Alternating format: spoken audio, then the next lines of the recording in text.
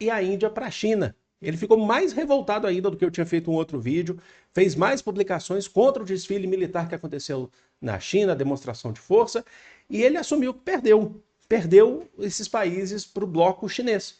E aí isso pode aumentar ainda mais a tensão, até mesmo porque o Vladimir Putin, com essa força que ele está ganhando, com essa demonstração de apoio que ele está ganhando, ele simplesmente falou, ó, eu não continuo não aceitando as condições que a Europa está definindo para o cessar-fogo na Ucrânia. A gente vai falar sobre tudo isso hoje, então vou pedir para vocês curtirem. Vocês sabem que quem é inscrito no canal, quando curte o vídeo, já ajuda esse conteúdo a chegar para mais pessoas e é o que a gente precisa aqui para continuar fazendo esse tipo de conteúdo crítico, honesto e objetivo, tá bom?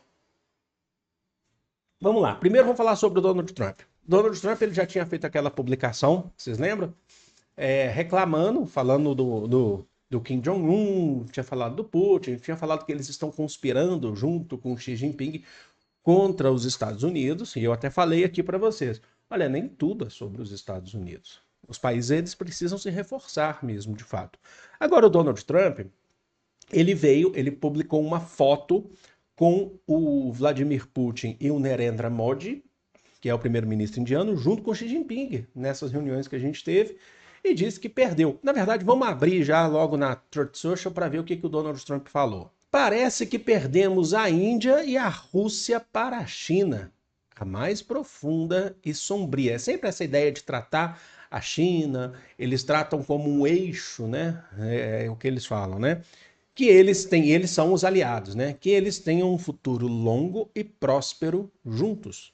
O presidente Donald Trump, aí tem a foto aqui deles saindo de uma reunião ou entrando em uma reunião. Vale lembrar que ele continua falando, inclusive, que a China ele tem boas relações com Xi Jinping, que ele admira o Xi Jinping, só que disse que a China precisa muito mais dos Estados Unidos do que os Estados Unidos precisam da China. Será? Pois é, não sei, hein?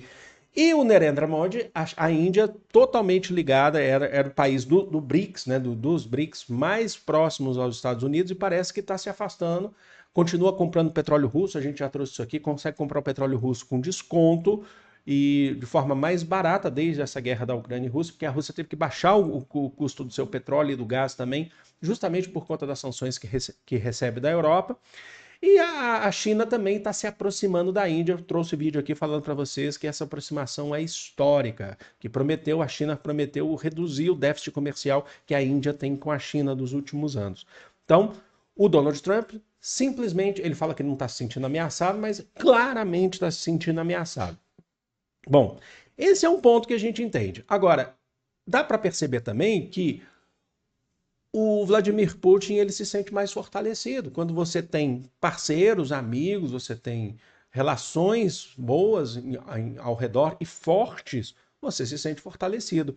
Ao passo de que, em relação à guerra na Ucrânia, o Putin recusou uma proposta feita pela Ucrânia e pela Europa de cessar fogo. E a gente vai falar sobre isso agora, nesse momento. Por quê? Porque assim, que o Putin foi muito esperto. A gente vai entender por quê. Qual que era a proposta? Que não é uma proposta necessariamente de troca de território, essas coisas aqui. A gente está falando de que assim que tivesse um cessar-fogo, a Europa iria enviar tropas para a Ucrânia para garantir a segurança. É o que a Europa quer. O que os Estados Unidos também falou, pode ser então, a gente vai enviar tropas terrestres e por mar para a Ucrânia para garantir a segurança do território, para garantir que a Rússia não ataque novamente. E o Putin recusou. Quem puxou isso? Os grandes líderes do que eles estão chamando de coalizão dos dispostos, que eles estão falando que eles estão dispostos a acabar com a guerra, né? Só que assim, não é tão disposto a acabar com a guerra, não. Vocês vão entender por quê. Quem que fez essa proposta, principalmente, foi o Emmanuel Macron, que é o presidente da França. A proposta é feita no sentido que ele falou que tem 27 países já dispostos a enviar, europeus, que estão dispostos a enviar tropas para a Ucrânia após, assim que assinar o cessar-fogo, no dia seguinte você já vai ter tropas da Ucrânia, tropas europeias. Por que o Putin recusou isso? O Putin recusou por quê? Qual que é o objetivo inicial desse conflito, do ponto de vista russo? Evitar a expansão da OTAN, da Organização do Tratado do Atlântico Norte, que quer a qualquer custo se expandir para o mundo inteiro, e aí para o leste europeu. O Putin falou que isso é inaceitável, isso não é negociável, certo? Ah, não, mas aí o que a França fala, o que a Alemanha fala, o Reino Unido fala? Não, a gente só vai enviar as tropas, não é a expansão da OTAN, porque nem todos os países que a gente vai enviar para a Ucrânia são membros da OTAN. A gente vai enviar tropas, os países que estão dispostos, europeus, para poder garantir a segurança, não é a OTAN. Aham, que não é a OTAN. É lógico que é, assim, por mais que não sejam todos ali, as grandes forças da OTAN estariam presentes. E aí é justamente o que o Zelensky quer. Ele quer essas forças, essas tropas da OTAN. E aí o Vladimir Putin disse que, ó, é o seguinte, se vocês enviarem, a gente vai atacar, que a gente não quer tropas europeias da OTAN dentro do território. Ah, mas não é da OTAN. É sim da OTAN. A gente sabe, vocês estão tentando enganar quem?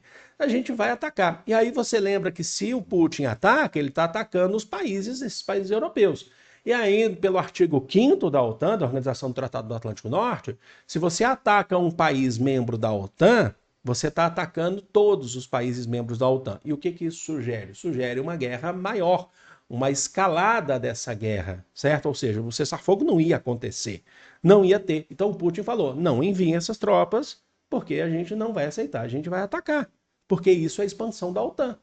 E por que o Putin ele está com essa força toda? Porque a Europa está ameaçando, está propondo promover mais sanções, é o que o Zelensky tem pressionado a Europa, os Estados Unidos, promoção de maiores sanções para a Rússia, e a Rússia resiste, ela fala, eu não quero, não interessa, vocês vão sancionar a gente já vive com sanções há muito tempo e a gente sobrevive dessa forma, com sanções, certo? Assim, com tudo isso que está acontecendo, com essas tarifas do Donald Trump, só para vocês terem noção, hoje saiu um índice aí da cadeia de emprego dos Estados Unidos, teve uma redução de promoção de empregos nos Estados Unidos, ou seja, a Europa, os Estados Unidos, eles não estão com essa bola toda. Ninguém está assim, para falar a verdade. Então, o que o Putin fala? Então, vocês vão se prejudicar também. Por quê? Porque eu também trouxe nessa semana para vocês que a Rússia fechou um acordo da criação de um novo gasoduto com a China. Um gasoduto direto que passa pela Mongólia entre Rússia e China. Passando pela Mongólia, certo? Que seria o Força Siberiana 2. Já existe um, que eu falei para vocês que ele não é tão direto assim, agora vai ter uma força maior que a China promete comprar aí pelos próximos 30 anos gás da Rússia. Ou seja, vocês sancionam daqui, mas eu tenho parceiros importantes daqui, aliados estratégicos, não só do ponto de vista econômico, mas também do ponto de vista político e do ponto de vista militar. Então, ou seja, por isso que o Putin continua e ele mantém essa postura de não aceitar a OTAN em território ucraniano. Não é a OTAN, é a OTAN. Vocês compreenderam? Então, ou seja, acho que é muito importante a gente saber sobre isso. A gente não vai chegar a um acordo nessas condições, um acordo de cessar-fogo, um acordo de paz. Pode ser que eu esteja enganado, de repente há uma assinatura, mas pelo que a gente está vendo agora, é muito difícil. É isso, gente. Enquanto isso, vocês viram aqui que eu estou tomando o meu cafezinho para fechar esse vídeo. Apresento a vocês, para quem ainda está chegando agora e não conhece, o nosso cafezinho Vero. Café muito gostoso, café suave com torre especial. É bem diferente dos tradicionais que a gente toma no mercado. E eu estou sempre aqui fazendo vídeos, tomando esse cafezinho, que é muito gostoso mesmo, tá bom? É um café por assinatura. Você acha ele na loja por assinatura da Vero. Então, vou deixar o link da Vero aqui na descrição para vocês conhecerem. E aí, se vocês optarem por receber o Café Vero, assinarem e receber mensalmente um kit de cafés muito gostosos na casa de vocês, nós temos um cupom de desconto, que o nosso cupom é o Café Dialético. Café Dialético é tudo junto, tá? Tudo junto e em maiúsculo, Café Dialético sem acento, então fica Café Dialético, tá bom? Então aproveita também que é muito bom e para acompanhar esse tipo de coisa, é sempre bom tomar um cafezinho gostoso e suave. Obrigado, Vero. Obrigado, gente. Deixa aqui nos comentários. O engajamento de vocês é muito importante. Amo vocês de coração. Um grande beijo. Fui!